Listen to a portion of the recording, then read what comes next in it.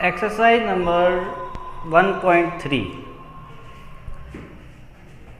First question है, सिद्ध कीजिए कि √5 एक अपरिमेय संख्या है। अपरिमेय परिमेय क्या मतलब हुआ?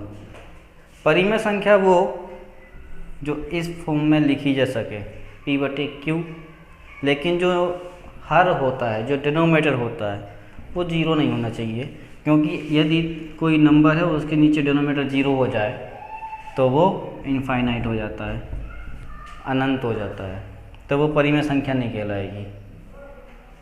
और अगर अकेला 3 है तो इसके नीचे डिनोमिनेटर क्या है 1, मतलब हर क्या है 1, तो ये एक परिमेय संख्या है।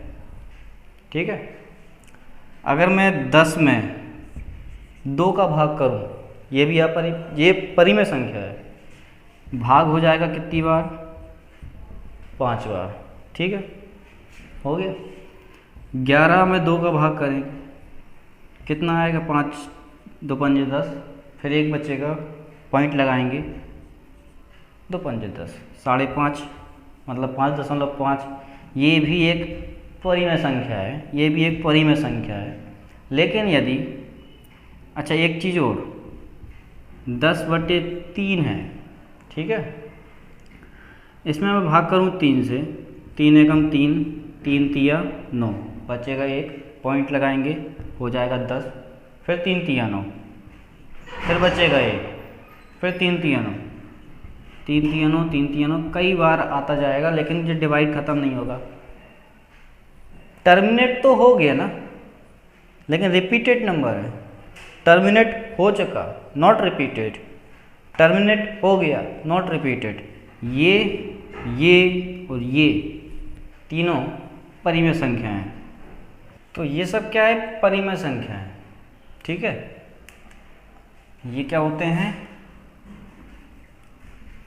आवृत्ति इनकी आ रही है, रिपीटेड हो रहा है, रिपीट हो रहा है, रिपीटेड नंबर है। ठीक है। और ये क्या है? टर्मिनेट है, टर्मिनेट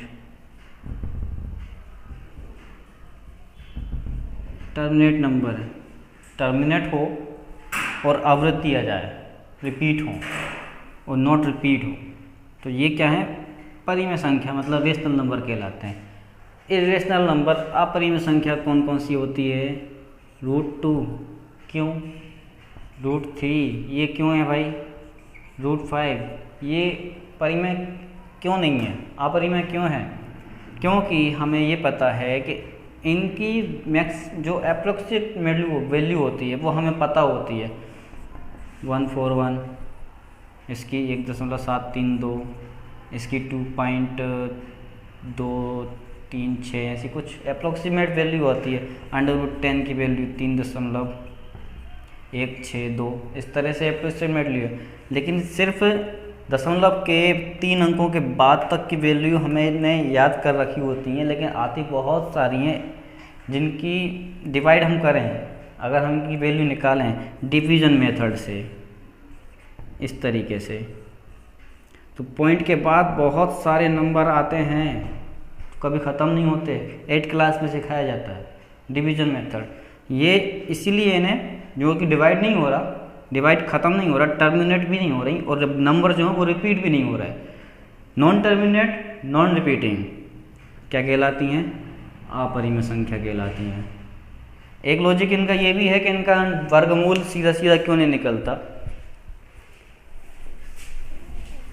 इनका वर्गमूल क्यों नहीं होता?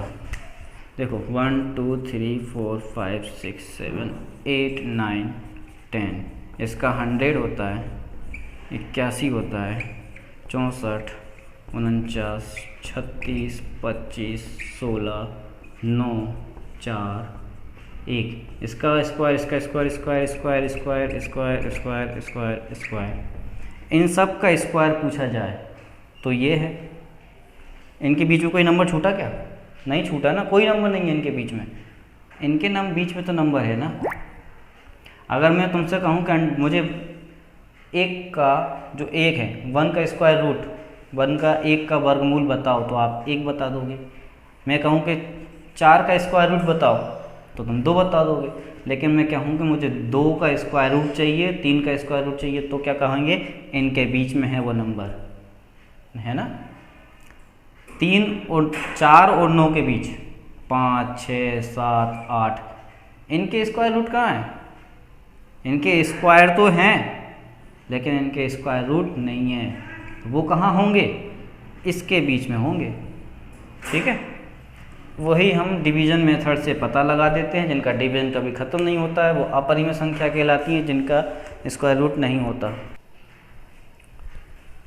तो इसे कैसे सॉल्व करेंगे? देखो, किसी भी नंबर को, चाहे वो √2 वाला हो, √3 वाला हो, ये 3 ही क्वेश्चन है। तो इन क्वेश्चनों को सॉल्व करने का एक ही मेथड याद कर लो, एक ही कॉन्सेप्ट समझ लो। ये एक ही कॉन्सेप्ट है जो तीनों में यूज होगा, इन दोनों में भी यूज होगा और इसमें भी यूज होगा। लेकिन इन्हें हम डायरेक्ट नहीं कह सकते कि ये अपरिमेय संख्या है, इसलिए हम उल्टा मान लेते हैं। इसके विपरीत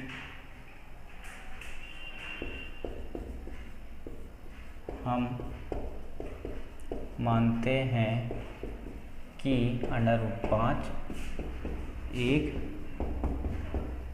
परिमेय संख्या है। अगर ये परिमेय संख्या है तो √5 बराबर a/b। p/q होता था ना, हम a/b से करेंगे क्योंकि अधिकतर लोग यही कराते हैं, तो यही कॉन्सेप्ट चलने दो। p/q भी लिख सकते हैं हम, कोई दिक्कत नहीं है। b is not equal to 0, वहाँ q is not equal to 0 होता है। तो यहाँ a और b सहभाज्य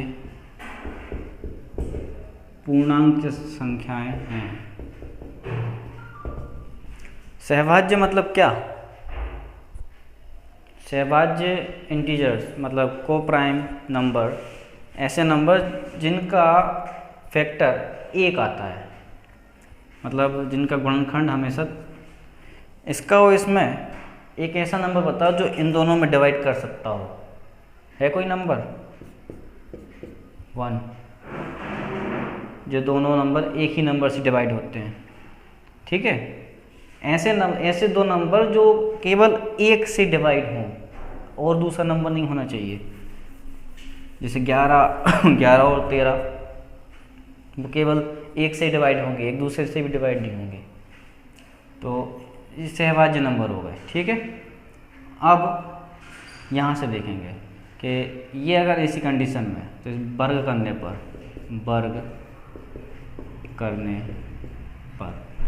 दोनों तरफ वर्ग करने पर √5 का वर्ग करेंगे तो ये होगा।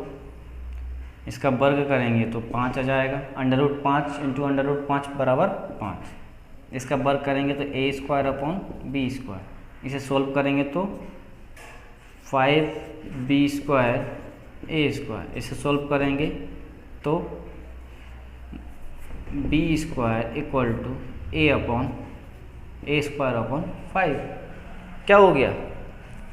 a² में 5 का भाग हो रहा है। हम क्या लिखेंगे यहाँ? a² 5 से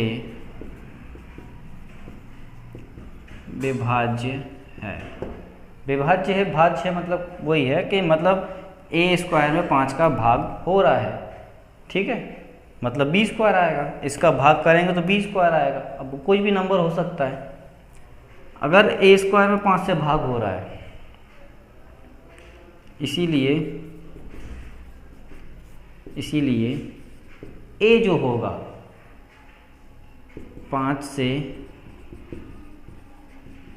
विभाज्य होगा। ठीक है, जैसे कि मैं कोई नंबर दे दूँ 25 में 5 का भाग करना है, ये 5 ही है ना, कोई नंबर होगा 25, इसमें भाग होगा और किसका वर्गमूल होता है 5, इसमें भी 5 से डिवाइड होगा। मतलब ये एक ही जगह पे अगर 5 रख दें तो 5 में 5 का भाग तो हो रहा है और उसका स्क्वायर जो होगा उसमें भी भाग हो जाएगा। तो वही चीज़ है कि अगर ए स्क्वायर में 5 से भाग हो रहा है तो ए में भी 5 से भाग होगा। अब तो माना a बराबर 5c, एक अलग से दूसरा इंटीजर हमने ले लिया 5c, ठीक है, a की वैल्यू रख दी हमने, ये समझ लो a की वैल्यू है, ठीक है 5c। तो इक्वेशन नंबर फर्स्ट है ये, put the value equation number first.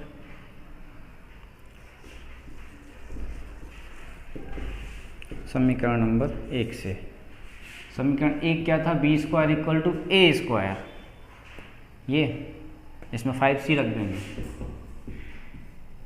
इसका स्क्वायर अपॉन 5, ठीक है, स्क्वायर खोल दो उसका भी, तो 25c अपॉन 5, ये कैंसिल तो 5, और ये वाला 5 कहाँ जाएगा यहाँ पे, B square upon 5 equal to C square. अब क्या आ गया, अभी ये ए में ए स्क्वायर में 5 का भाग हो रहा था, अब बी स्क्वायर में 5 का डिवाइड हो रहा है तो यहाँ भी वही कंडीशन बन रही है, क्या लिखेंगे, बी 5 से विभाज्य है, इसीलिए बी भी 5 से विभाज्य होगा। अगर ये इससे विभाज्य है तो ये भी इससे विभाज्य होगा, यही वही कॉन्सेप्ट लग रहा है, यही वाला, ठीक है। लेकिन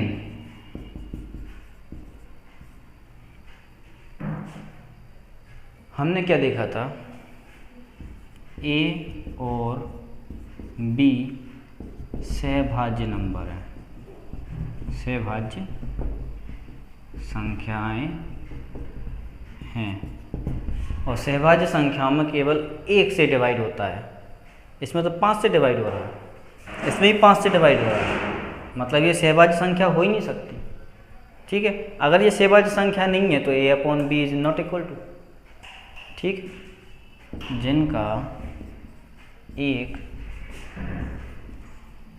उभयनिष्ठ गुणनखंड 5 है, लेकिन ये है नहीं, लेकिन ये है हमारा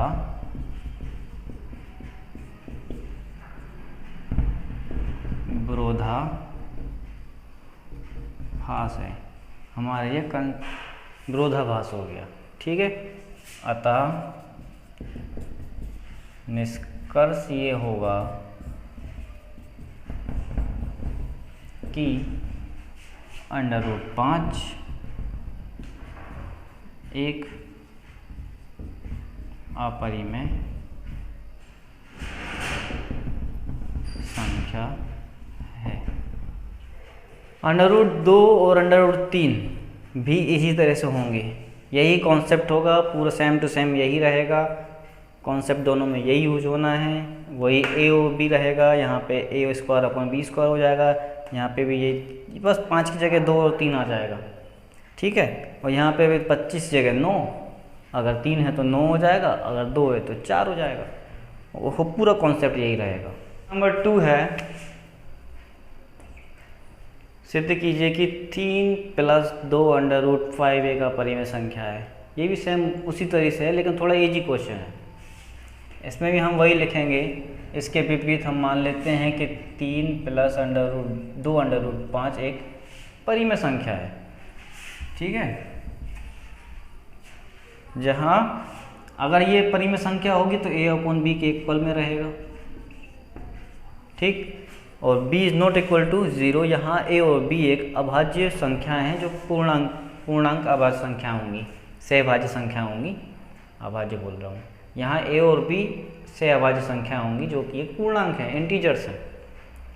अब यदि ये कंडीशन बन रही है तो क्या होगा, 3, देखो इसको हम लिख देते हैं दोबारा से, और अब हम इसे सॉल्व करते हैं, इस कंडीशन को हम सॉल्व करते हैं तो क्या होगा, 2√5 a/b, ये प्लस का 3 माइनस का 3 हो जाएगा, ये 2 इधर इंटू में है तो डिवाइड में पहुंच जाएगा।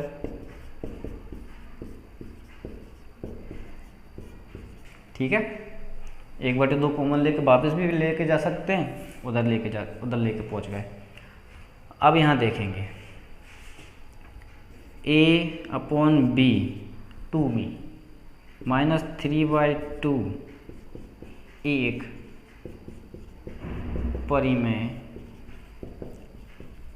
संख्या है, क्योंकि ये एक पूर्णांक है ना, a और b क्या है, इंटीजर्स है ना, सहअभाज्य पूर्णांक संख्याएं, इंटीजर संख्याएं जो कि हमेशा रेशनल नंबर होते हैं, एक परिमेय संख्या है।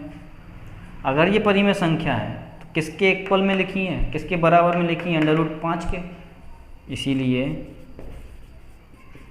√5 भी एक परिमेय संख्या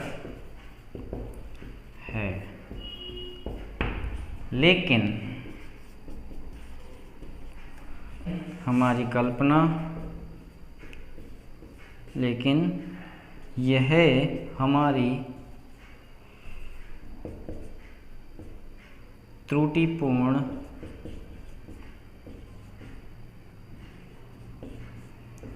कल्पना है, जो कि हमारा विरोधाभास था, जो कि एक विरोधाभास है। अतः √5 एक अपरिमेय संख्या है। कुछ भी नहीं करना है, हमें पता है कि ये a और b क्या है, पूर्णांक है, और अगर बटे में है तो परिमेय संख्या होती है, ये भी एक परिमेय संख्या है, इसका भाग हो जाएगा, इसका भाग करेंगे तो 1.5 आएगा। एक परिमेय संख्या में से एक परिमेय संख्या को घटाएंगे तो एक परिमेय संख्या ही आएगी जो कि √5 के बराबर लिखी है, और अगर √5 परिमेय संख्या के बराबर लिखा है तो ये भी एक परिमेय संख्या कहलाएगी कि नहीं कहलाएगी। लेकिन हम पहले क्वेश्चन में सोल्व कर चुके, प्रूफ कर चुके हैं कि ये एक अपरिमेय संख्या है जो हमारा विरोधाभास था, इसलिए ये क्या होगी, एक अपरिमेय संख्या होगी। यही सब तो लिखना है, और पूरे क्वेश्चन से हम इसी की तरह के हैं। 3rd क्वेश्चन में जो क्वेश्चन दिए हैं सब इसी तरह से हैं।